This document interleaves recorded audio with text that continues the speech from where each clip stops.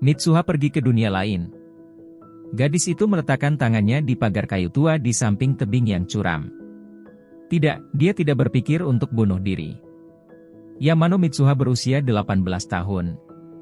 Dengan rambut hitam lurus terentang hingga ujung tulang belikatnya yang bersinar alami, tinggi badan yang cukup rendah untuk usianya yang hanya 152 cm dan wajah baby face, adalah seorang gadis kecil yang bisa disalahartikan sebagai siswa sekolah menengah, atau bahkan sekolah dasar. Saat bersikap kasar, Mitsuha kehilangan orang tua dan kakak laki-lakinya yang berusia 2 tahun dalam sebuah kecelakaan 6 bulan lalu dan tiba-tiba menjadi sendirian. Meskipun dia memiliki kerabat seperti bibi dan paman, dia hanya bertemu mereka beberapa kali, dan tidak akan pernah bertemu mereka lagi di masa depan. Begitu berakhirnya pemakaman dan pasca acara selesai, Mitsuha harus melawan pamannya yang mencoba mencuri harta warisan dan uang asuransi yang ditinggalkan orang tuanya. Dan saat tinggal sendirian dia harus menolak uang muka anak nakal sekolah, yang ingin menghasilkan uang dengan menggunakan rumahnya sebagai tempat nongkrong. Waktu dan beban mentalnya besar sehingga dia gagal dalam ujian masuk universitas.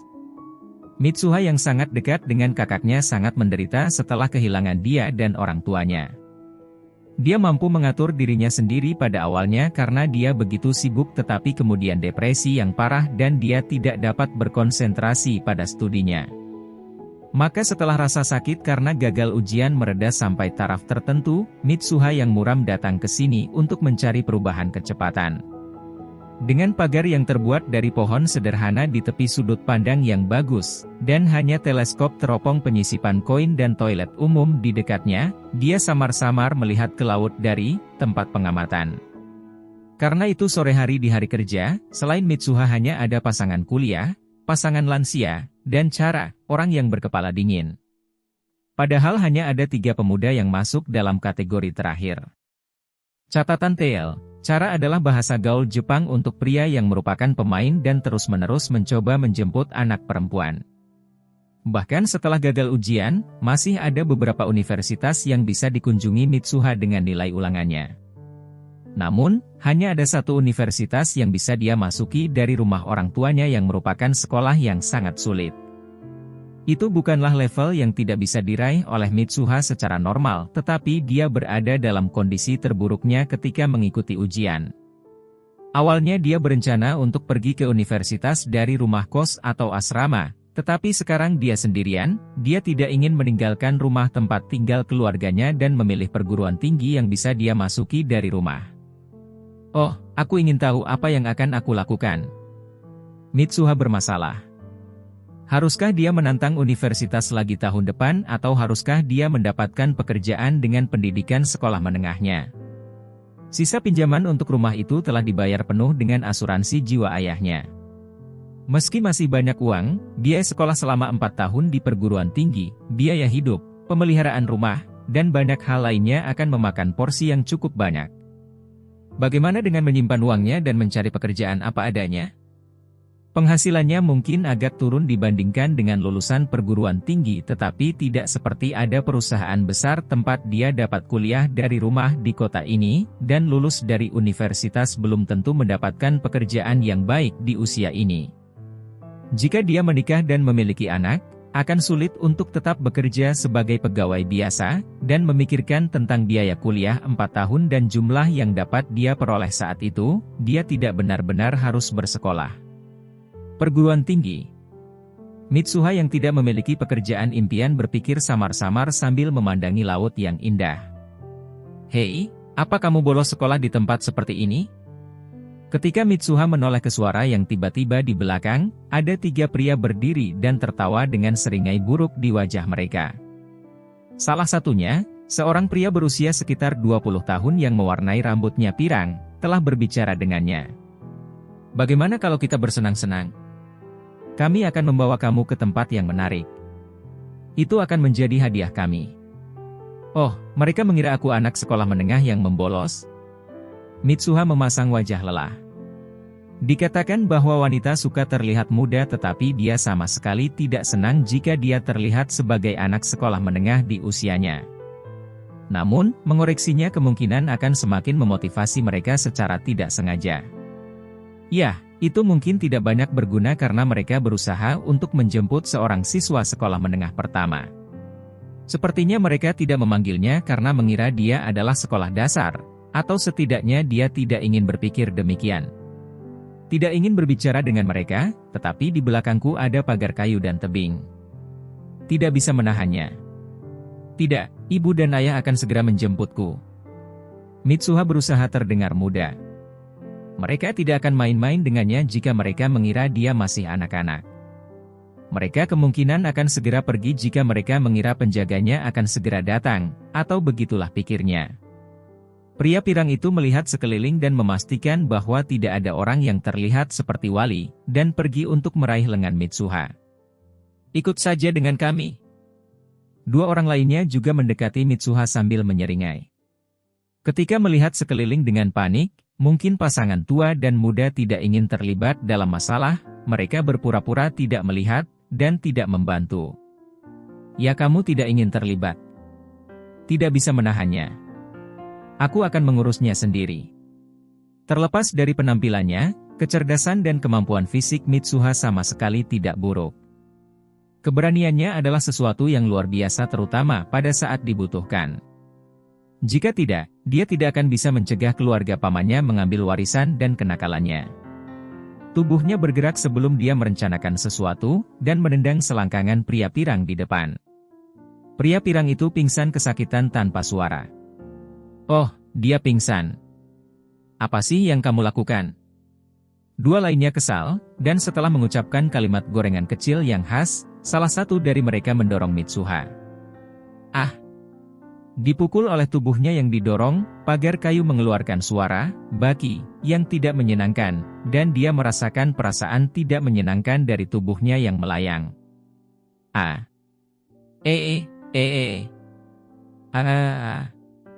Jatuh, jatuh, jatuh, jatuh. Aku tidak ingin mati atau aku tidak ingin mati. Berteriak, Mitsuha berdoa. Dari lubuk hatinya. Dengan perasaan yang cukup untuk berdarah. Aku tidak ingin mati. Aku tidak ingin mati. Pop! Setelah mendengar suara aneh dan jeritan nyaringnya yang tidak bisa dikenali, kesadaran Mitsuha memudar. Ini adalah... Ketika dia bangun, dia berada di hutan. Tidak, tidak, tidak, tidak. Aku jatuh dari tebing, bukan. Bawah, laut. Maksudku, pantai itu berbatu-batu. Tidak, aku tidak mengeluh bahwa ini tidak berbatu. Jika itu berbatu, aku akan mati. Dan, sambil memikirkan hal-hal riang, tubuhnya secara otomatis berdiri untuk melihat apakah ada kelainan pada tungkai dan batang tubuh yang diangkat. Tidak, ini perilaku normal aku? Keahlian khusus. Kebiasaan. Aku tidak yakin, tapi aku sudah melakukan ini sejak aku masih kecil. Tubuh aku secara otomatis bergerak sebelum aku memikirkannya. Menjadi agak berbeda dari orang lain membuat aku penasaran, jadi aku melakukan banyak penelitian tetapi aku masih belum memahaminya dengan baik. Biasanya, jika sebuah bola terbang di depan kamu, kamu akan langsung meraih atau menghindarinya. Kamu tidak akan perlahan berpikir dengan santai, oh, bolanya sedang terbang. Apa yang harus aku lakukan? Aku bertanya-tanya apakah aku harus mencoba menghindarinya. Haruskah aku menghindari ke kanan, atau haruskah aku menghindari ke kiri? Dan kemudian bertindak benar. Tetapi ketika kamu berbelanja, kamu tidak secara refleks membeli apapun tanpa berpikir, bukan? Jika kamu punya waktu luang, kamu akan meluangkan waktu untuk memutuskan. Jika tidak, kamu menggunakan informasi apa yang kamu miliki secara intuitif sekaligus. Aku ingin tahu apakah itu seperti bertindak secara refleks selama keadaan darurat.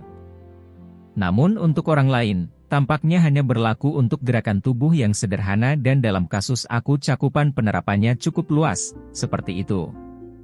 Nah, teman-temanku berkata, kamu memikirkan alasannya setelah kamu bertindak, dan menamakannya, sekihan, seperti dalam refleks spinal.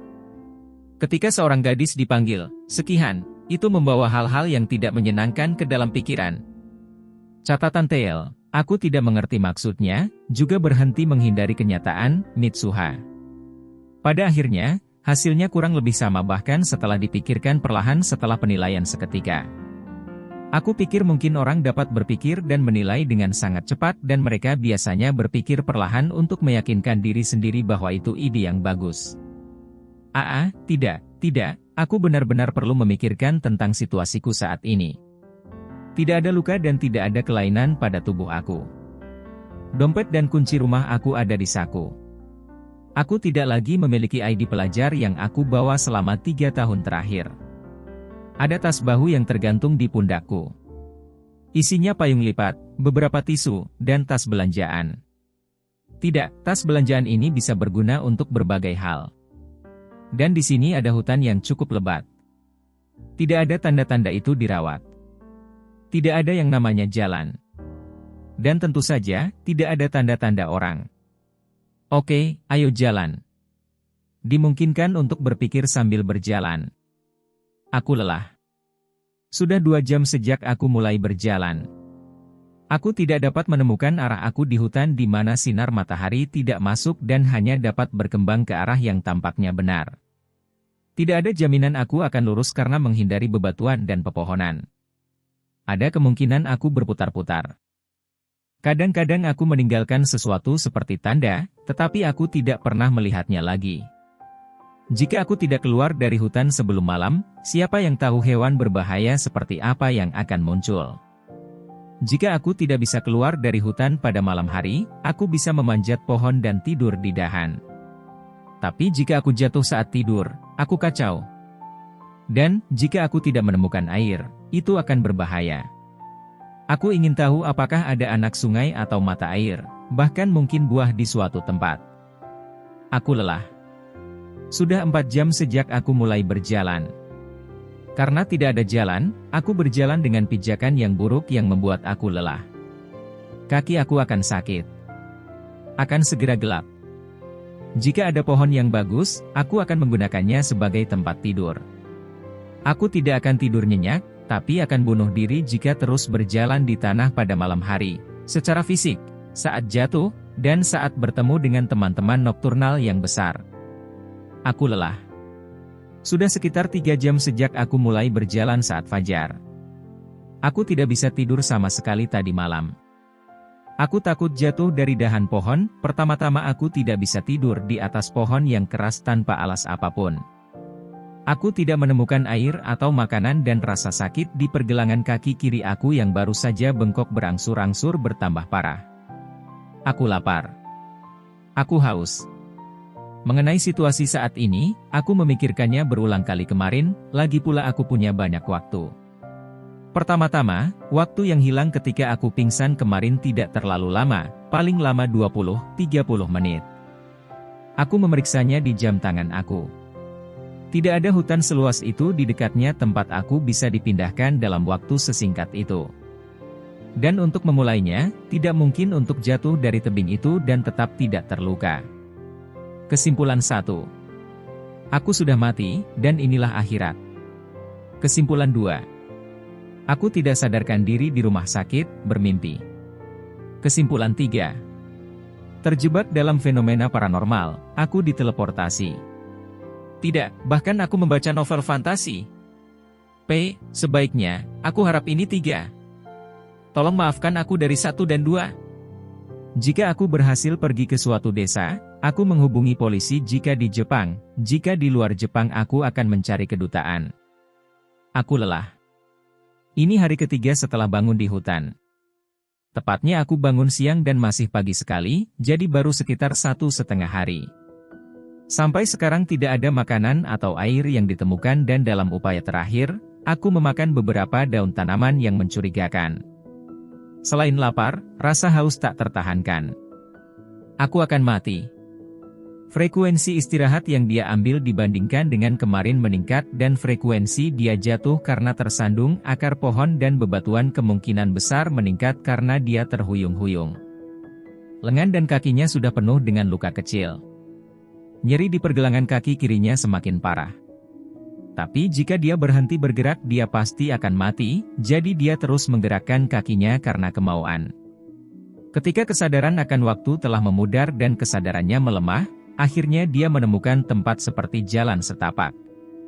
Itu hanya apa yang mungkin menjadi jalan, dengan lebar yang hanya cukup untuk satu orang dan sedikit diperkeras. Ini jejak orang yang berjalan, bukan jejak binatang, kan? Tolong. Mungkin karena kelegaannya menemukan apa yang tampak seperti jalan raya, ketika Mitsuha mencoba membungkuk, dia pingsan dan langsung pingsan.